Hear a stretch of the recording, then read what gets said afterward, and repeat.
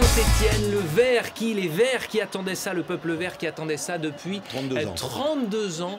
Nous y voilà, on va laisser un petit peu écouter cette ambiance, donc ces fumigènes. Tout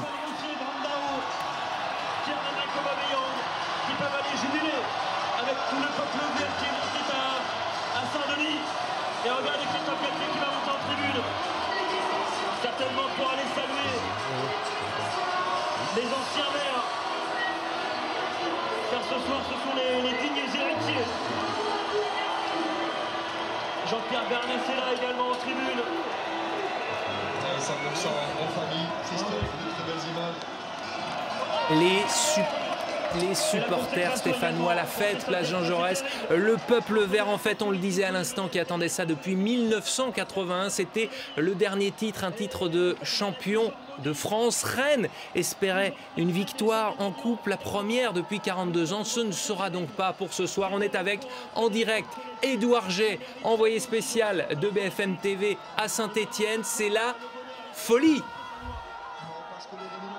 Ah, c'est la folie incroyable. On avait déjà eu une place Jean Jaurès en ébullition au moment du but de Brandao à 21h18 au moment de ce premier et finalement unique but dans cette partie. Mais là, depuis les 10 dernières minutes, on sentait une pression monter, on sentait tout ce peuple vert ici croire au rêve et finalement au coup de sifflet final de monsieur Rudy Buquet, vous l'avez vu en direct sur BFM TV, ça a été un truc incroyable. On a l'impression tout simplement de se soulever telle une soucoupe volante ici à la place Jean Jaurès. C'est assez incroyable, la place Jean Jaurès transformée en un petit chaudron, alors que bien évidemment le grand chaudron c'est le stade Geoffroy Guichard à 1 km à vol d'oiseau d'ici même. C'est assez incroyable, le peuple vert, vous le voyez derrière moi avec les fumigènes. On a même vu certains qui avaient caché des bouteilles de champagne et qui immédiatement les ont ouvertes et pour saluer donc cette victoire. Tout le peuple vert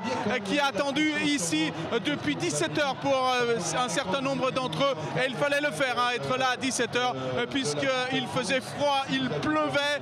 Et bien tout ce peuple vert, tous ces irréductibles ont finalement été payés de leurs efforts il y a quelques secondes et c'est assez incroyable tout ce que vous voyez derrière nous. C'est assez incroyable cette place Jean Jaurès qui se soulève.